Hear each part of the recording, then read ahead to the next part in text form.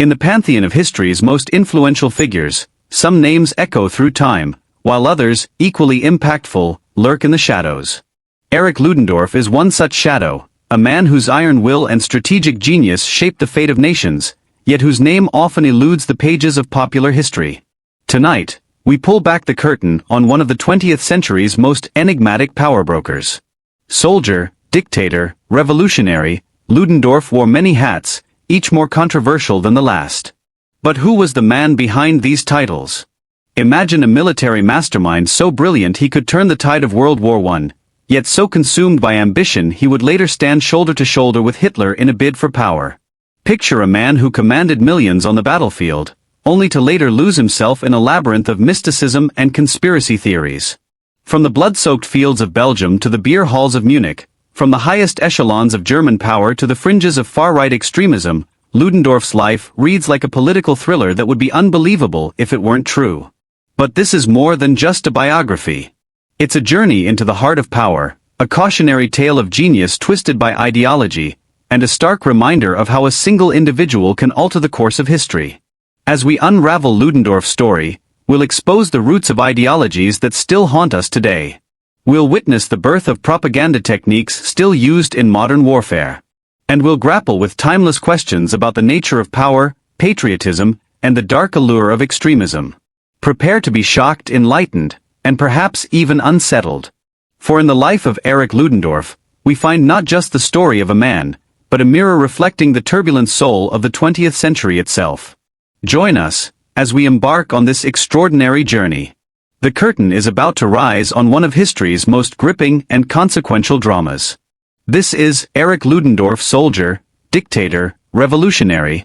This enhanced introduction adds more intrigue, highlights the relevance of Ludendorff's story to modern times, and uses vivid language to create a sense of anticipation that should keep viewers engaged throughout the documentary. The man known to history as Erich Ludendorff was born on the 9th of April 1865 in the then Eastern Prussian village of Krusnia in modern-day Poland. His mother, Clara, was of noble Polish descent, and his father, August Ludendorff, was a member of the Prussian Junker or nobility, who historically formed the backbone of the Prussian civil service and officer classes. Erich was one of 6 children who together grew up on the family's farm, where they were given a basic education by their mother and her extended family. In school, Erich outshone all around him, but his academic brilliance was in large part due to him being a loner, as he would refuse to play with his classmates through fear they would dirty his shoes, instead preferring to study or read. However, his superb academic performance eventually paid dividends, as he was, after leaving school, accepted into a prestigious military academy in northern Germany and again consistently outshone his fellow students as his education progressed. Indeed, Erich, according to accounts, was a strange character and seems to have been a workaholic with few, if any, friends. He would often isolate himself from his colleagues and family members, much preferring to work alone. In many ways, this insular character would prove to be one of his greatest strengths and weaknesses over the coming years, as he had an immense capacity for work but on the other hand, would seldom listen to advice from his colleagues. His lack of openness would eventually have a detrimental effect on his health. He then graduated as a junior officer in 1885 and was steadily promoted over the coming years until he was recommended to the General Staff of the German Army in 1894 and was later, in 1904, promoted to the Great General Staff in Berlin.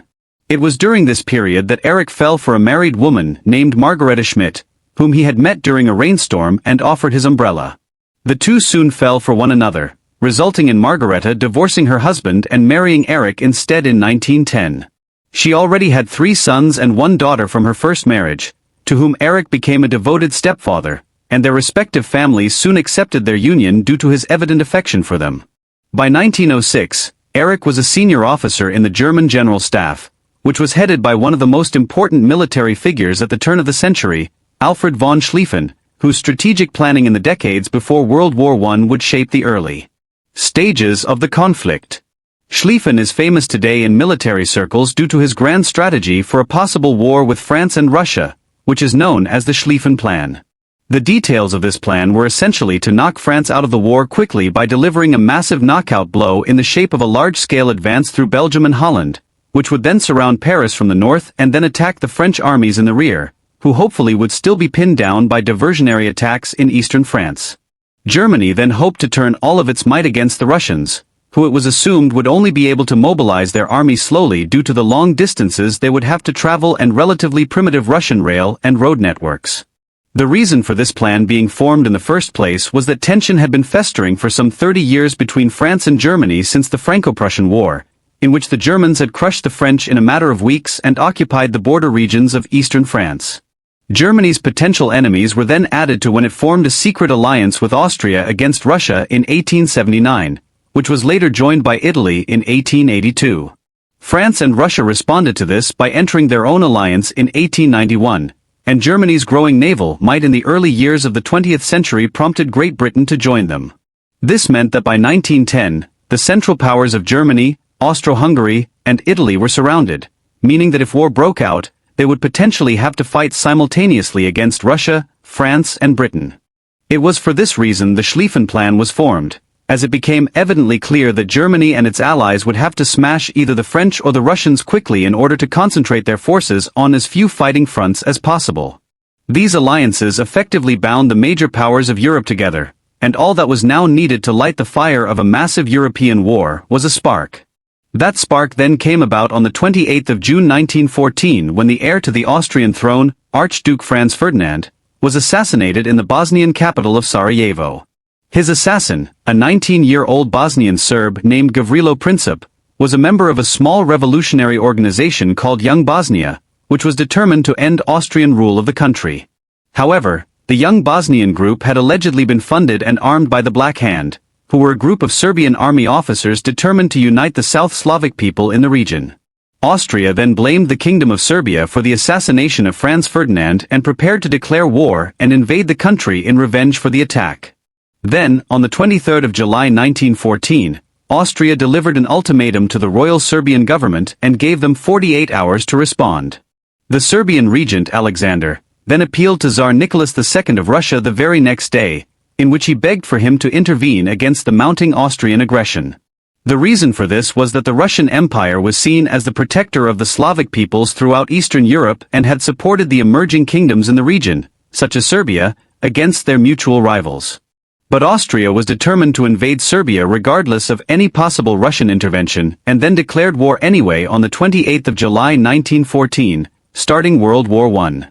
Tsar Nicholas of Russia, in support of the Serbs, then mobilized his armies on the Austrian frontier over the following days, which sparked a chain reaction of mobilization across the continent until, within a matter of weeks, the Central Powers of Germany and Austria were at war against France, Russia, and Britain.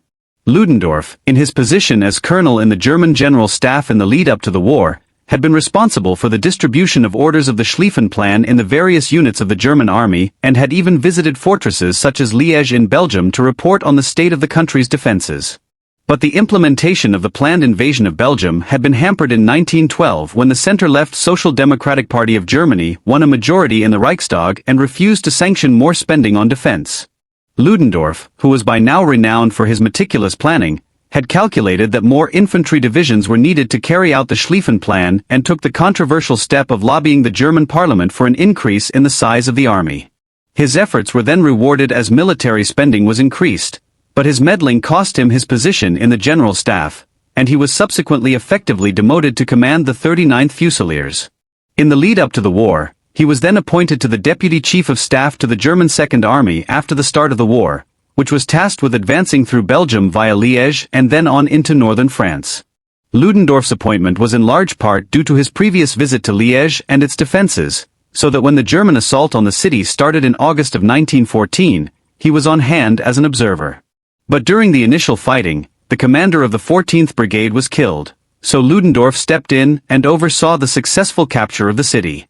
In one famous incident, Erich even walked alone up to the city's citadel, which was offering particularly stubborn resistance, knocked on the gates, and politely demanded the surrender of its defenders. They agreed, and shortly afterwards, all the forts in Liège fell to the Germans, meaning they could now advance west towards the French border. Ludendorff was hailed as a hero after the capture of the city and was, on the 22nd of August, given Germany's highest honor for bravery, the Pour le Mérite, by Kaiser Wilhelm. However, the jubilation was soon cut short by the news that Russia had mobilized its army sooner than expected and invaded eastern Prussia. The Schlieffen Plan had only allocated a single army, the 8th, to defend Germany's eastern frontier, as it assumed the Russian armies would only be able to mobilize slowly. Therefore, the news that the Tsar's armies had mobilized in strength and were advancing into Germany's eastern territories was potentially disastrous, to say the least. It was now clear by this time that Ludendorff was an extremely capable organizer and strategist, and also that he was wasted in the field. Therefore, the German High Command appointed him as Chief of Staff of the 8th Army under a formerly retired general named Paul von Hindenburg. The two men first met on the train that was to carry them east, and the German railway network was cleared of all obstacles to allow them to travel as speedily as possible. Hindenburg, although in his 60s, was chosen to command the 8th Army not only due to his experience but because he radiated calmness and composure, which was in short supply in the east, as the army's former commanders had panicked in the face of the Russian onslaught, which had nearly resulted in a full-scale rout. No one could have imagined, however, how successful this new double act would prove to be over the coming weeks and months, as the cool, calm authority of Hindenburg was complemented perfectly by Ludendorff's workaholic nature and meticulous eye for detail. The two men then arrived at the 8th Army headquarters and quickly set about putting things in order to steady the front. Despite the Germans being heavily outnumbered, Ludendorff then, after familiarizing himself with the military situation, noticed that the two Russian armies that were invading eastern Prussia had become separated and saw an opportunity to potentially crush one and then turn on the other.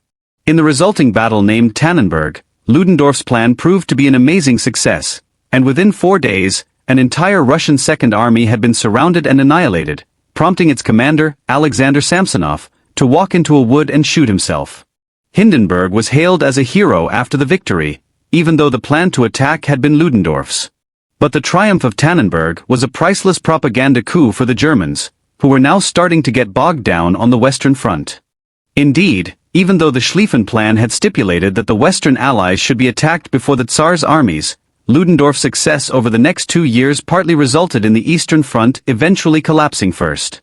From 1914 to 1916, the two men inflicted numerous defeats on the Russians, such as the two battles of the Masurian Lakes and the Gorlisterno offensive, but their progress was hampered by the relatively small number of troops that they were assigned and also by the constant failures and reversals of their Austro-Hungarian allies in the south. It was now abundantly clear by 1915 that the Schlieffen Plan had effectively failed, largely because its number one requirement had from the get-go been speed, and success was dependent on the Germans penetrating the French and British lines and then outflanking them. But the fatal flaw in this was that in the first 2 decades of the 20th century, motor transport was still in its infancy, meaning that in most cases, the fastest way to travel from A to B was by horse or train. Despite this, most of the German army would still have to march on foot when going through enemy territory.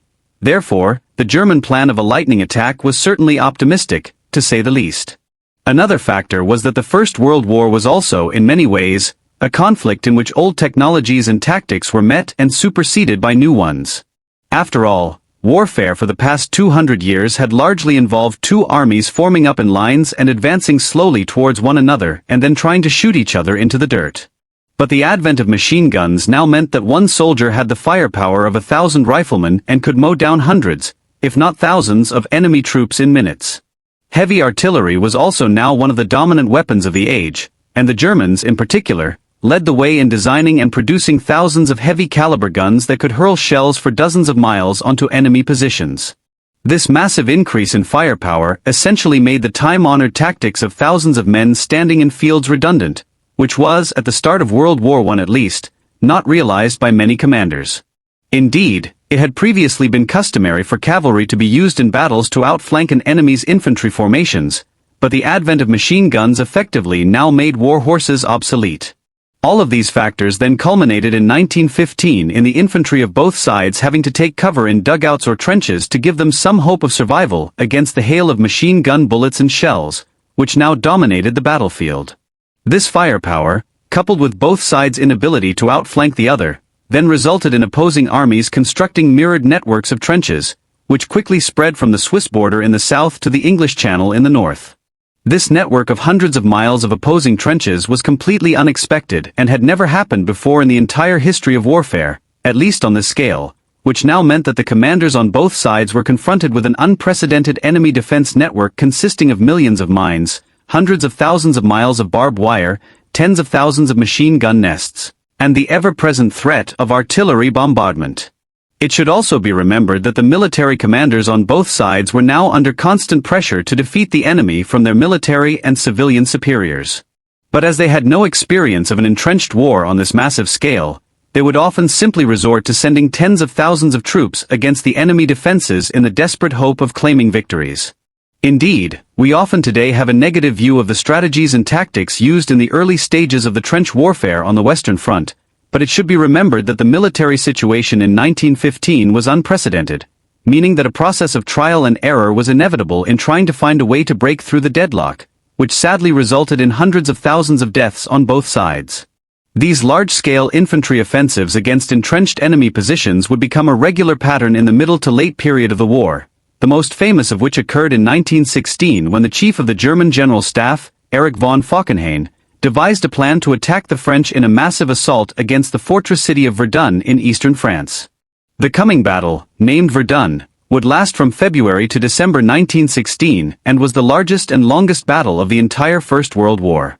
For the assault, the Germans amassed some 50 divisions along with 1,200 of their dreaded heavy howitzers and attacked the French defenses in the central to southern section of the Western Front around Verdun. Initially, all seemed to go according to plan, but the French, knowing full well that a German victory could end the war, threw everything they had to the front's defenses, resulting in a months-long slugging match and unprecedented carnage on both sides. Indeed, the German intention in attacking the French had been to bleed the country's manpower white, but in reality, the German losses were just as heavy as their enemies. Then, to relieve the pressure, the French appealed to the British, who were holding the northern section of the Allied line, to launch a combined offensive in order to relieve the strain in the south. They agreed, the result of which was the Battle of the Somme, meaning that by the end of the year, the Allies had pushed the Germans back by a mere matter of miles and lost hundreds of thousands of men dead, wounded, and captured in the process.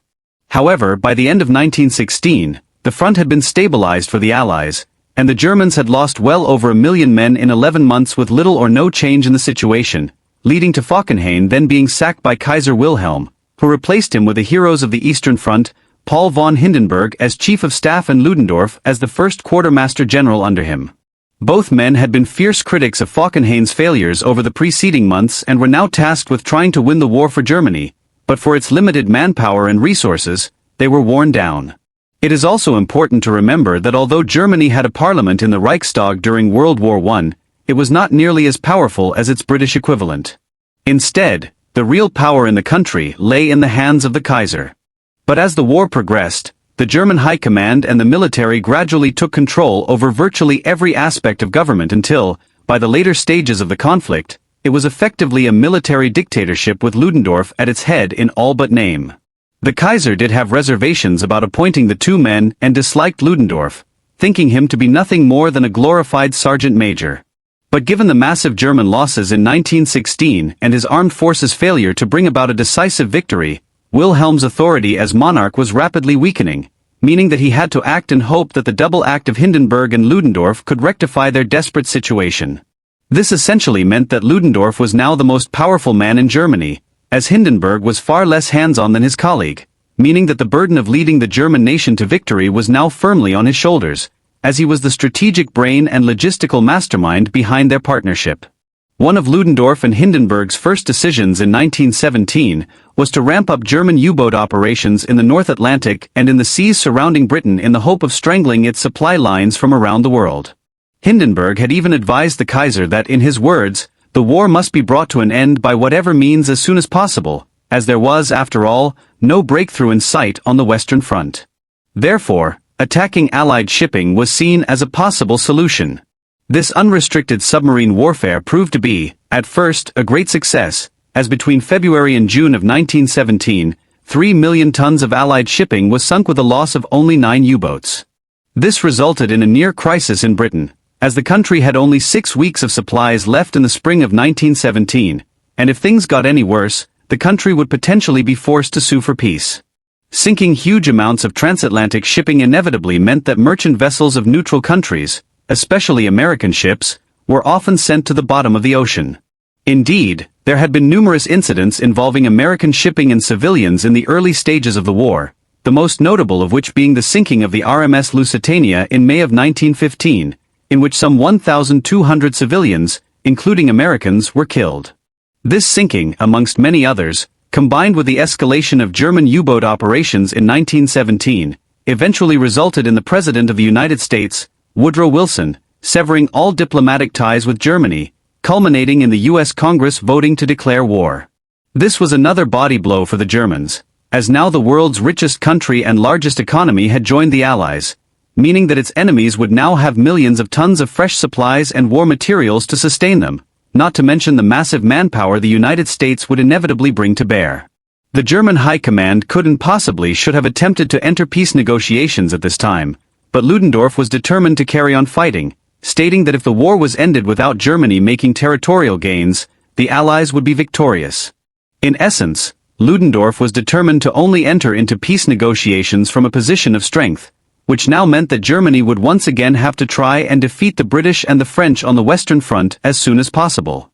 It could also be argued that Ludendorff's determination to carry on the struggle was based on the correct calculation that it would take time for the Americans to enter the fray. But perhaps the most important and encouraging event from the German perspective was that in the East, the Russian Empire was now on the brink of collapse and revolution. This was due to the country's economy being gradually worn down since the start of the war, and there was now widespread unrest in the civilian population and the army, which finally boiled over into a full-scale revolution in February 1917, and Tsar Nicholas himself was then deposed 1 month later. This revolution was then overturned itself in October of 1917 when the Bolsheviks under Vladimir Lenin seized power and then entered into peace negotiations with Germany, which concluded in March of 1918. This then, in turn, freed up hundreds of thousands of German troops for the Western Front, and High Command started preparations to hurl them at the Western Allies. The argument could be made that this surge in manpower could have been used to possibly secure a peace agreement from the Allies, but the decision was taken to instead gamble Germany's last reserves of troops in the hope of defeating the Allies conclusively. Ludendorff, who was the main instigator of the forthcoming attack, oversaw the plans of the onslaught but was not content to simply send his fresh troops into battle and took the opportunity to overhaul his forces by creating new elite assault divisions comprised of stormtroopers who were armed with weapons such as flamethrowers and light machine guns. These troops would spearhead the German attack and would then be followed by the main body of the German infantry, who would consolidate and hold its territorial gains in case of Allied counterattacks. Ludendorff oversaw practically every aspect of the coming offensive in the hope of reducing the chances of its failure, but the pressure that was now on him was immense, as the failure of this offensive would surely spell doom for Germany's hopes of winning the war. Ludendorff's plan, which was named Kaiserschlag or the Kaiser's Battle, was to drive a wedge between the British and French armies in northern France and then advance towards the Channel ports to cut off the British supply lines and push them into the sea. The attack then came on the 21st of March 1918 on a 100-mile front in northern France, between the area around the River Somme in the north to the city of Reims in the south. Ludendorff, who had seldom ventured outside his headquarters during the fighting, had little or no conception of the conditions his troops were having to endure and at one point stated that the nature of war was to consume men. In essence, he was the epitome of a staff officer, more used to maps, dispatches and meetings than front-line command, and lived throughout the war in relatively luxurious surroundings. Indeed, throughout his entire career, he had settled and bothered to interest himself in the day-to-day lives of those under him and much preferred to spend endless hours working at his headquarters, only taking breaks to eat or sleep. In March 1918, Ludendorff left the luxury of his headquarters and was driven through the devastation of the Old Somme battlefield to a roadside where he was met by several German soldiers. They then led him to 2 graves marked with the customary makeshift crosses, upon one of which read the words, "Here lies 2 German flying officers." The covering from one of the bodies was then pulled away, revealing the heavily decomposed face of one of Ludendorff's beloved stepsons, Erich. He had already lost another of his stepsons a year before, but being confronted with the stark reality of war in all its maggot-ridden, putrid detail seemingly had a massive effect on Ludendorff, and he stood over the corpse doing his best not to sob. But in the distance, the crack of shellfire was a constant reminder that his massive offensive was in full swing. But perhaps now he had realized, at least subconsciously, that the decisions he had made in the comfortable surroundings of his headquarters often resulted in the untimely deaths of hundreds of thousands of young men whose bodies would often end up rotting in French fields. Meanwhile, far away to the west, on the 26th of March, a panicked meeting of the Allied commanders decided to make a last stand in the hope of halting the German advance. It was now literally do or die for both sides, as the following confrontations up and down the line would, in effect, decide the outcome of the entire war. However, as each day passed, the progress of the Kaiser's armies became less and less, as the further they went westwards, the longer their supply lines and the greater their casualties became. All this combined soon resulted, by July 1918, in the German attack simply fizzling out, meaning that Ludendorff had lost nearly 750,000 German troops who were killed, wounded, or captured in return for another strategic failure. The Allies in turn, now bolstered by fresh American divisions, counterattacked in August of 1918 and steadily reversed all the German gains that had been won at such a high cost only months before. During these months, the gravity of the situation began to dawn on the German high command, but Ludendorff still refused to accept defeat, not wanting to contemplate what may lay ahead. However, discontent was now also on the rise in Germany itself, as food prices were now sky-high because of the failed harvests and the Allied trade blockade. German troops were also starting to retreat or surrender in their droves, and after hearing the reports of mass surrenders, Ludendorff began to accept that the German war machine was all but spent.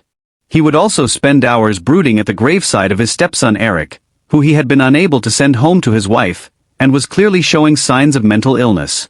Concerned by their commander's behavior, his staff then called a psychiatrist who advised Ludendorff to rest, which the shattered general agreed to, resulting in him spending a month away on leave.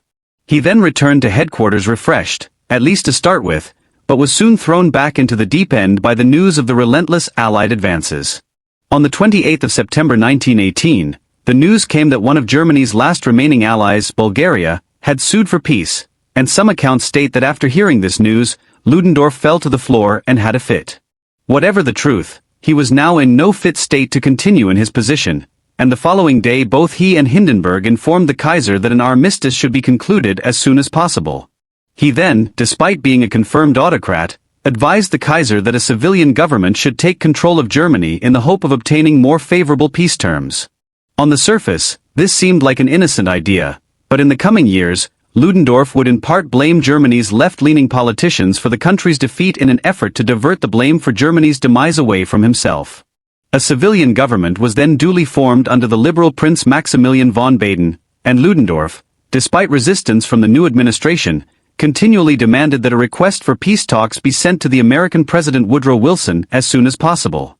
He had hoped that the Americans would be more lenient with Germany, but Wilson saw Prussian militarism as the cause of the war and the greatest threat to any future peace going forward. He therefore demanded a total withdrawal of all German forces from occupied territories and further demanded that the Kaiser and his generals surrender power. Ludendorff was appalled and rejected this and then instead lobbied for the fighting to continue, but Baden's government simply ignored him and continued negotiations regardless. This is damning in hindsight, as the civilian government headed by Baden had been formed in large part at Ludendorff's insistence, but now the peace negotiations were not unfolding as he wished. He tried to backtrack and continue the war, but his erratic decision-making had by now reduced his authority, and the Kaiser had also lost patience with him. Ludendorff then, seeing the writing was on the wall, tendered his resignation, which was duly accepted on the 26th of October 1918. By this time, there was widespread unrest throughout Germany, as numerous far-left groups had now started violent incursions demanding the Kaiser's abdication, which then came on the 9th of November 1918. 2 days later, the 4 years of carnage finally came to an end with an armistice. Ludendorff had fled the country to Sweden in disguise through fear of being attacked in the upheaval, but whilst there, he started to write articles and books in which he laid the blame for Germany's defeat at the hands of the Kaiser and the far left in order to deflect the blame from himself. He then returned to Berlin in 1919 and continued to agitate against the leftist government until, in 1920, he was involved in a failed coup in Berlin instigated by the far right, who hoped to return Germany to autocratic rule. This coup failed, however, and Ludendorff then fled the capital for Munich, where in 1923 he held a meeting with a former First World War corporal named Adolf Hitler, who was the leader of the obscure National Socialist German Workers' Party. At the meeting, Hitler convinced Ludendorff to join his beer hall putsch to take control of the Bavarian government. In the putsch, Hitler and his followers took the minister-president of Bavaria, Gustav von Kahr, hostage while he was attending a meeting in the Berger Braukeler Hall in Munich. Hitler initially attempted to browbeat Kahr into backing him, But he refused, and then Ludendorff arrived, resulting in the gathered crowds and Kahr accepting Hitler's terms. The Führer then left the hall, leaving Kahr in Ludendorff's custody, who was then released after the minister-president complained he was worried about his wife. Hitler was outraged by the former general's stupidity, and the next day Ludendorff and the gathered Nazis marched on the Bavarian Defense Ministry but were blocked by some 150 soldiers who opened fire, killing a number of Nazis in the process. Ludendorff was arrested at the scene, and Hitler was also apprehended in the coming days, leading to the two men, amongst others, being put on trial from February to April of 1924. At the end of which, Ludendorff was acquitted, but Hitler and a number of his followers, including Rudolf Hess, were sent to prison. Over the coming years, Ludendorff would increasingly become more and more obscure and extreme in his political views, writing endlessly about his hatred of the Jews and Christianity, who he now blamed for all the world's ills. He had for a time been an ardent Nazi, and according to some accounts, visited Hitler several times whilst he was in prison. But as time went by he was sidelined by the Führer, and upon hearing he had come to power in 1933, stated, "I solemnly prophesy that this accursed man will cast our Reich into the abyss and bring our nation to inconceivable misery." He continued to write military textbooks in his final years but in 1937 contracted liver cancer and died on the 20th of December and was then, against his wishes, given a state funeral by the Nazi regime. Erich Ludendorff is today seen in a largely negative light by the majority of historians.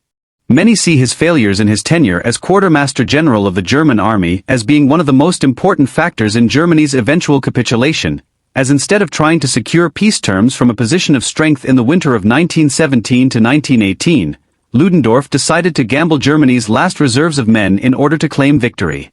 He is also criticized for essentially being an armchair general who cared little for the conditions his troops were living under and seldom venturing outside of his headquarters to see the situation at the front in person. It is also fair to say that Ludendorff shifted the blame for Germany's defeat in World War I away from himself and instead blamed the country's defeat on radical elements in the German population, such as the Jews and communists. This is ironic and in many ways, damning, as the myth of the enemy within that Ludendorff did more than most to spread eventually resulted in the rise of the nationalist far right in Germany and was, in essence, the root cause of Adolf Hitler's Nazi Party coming to power.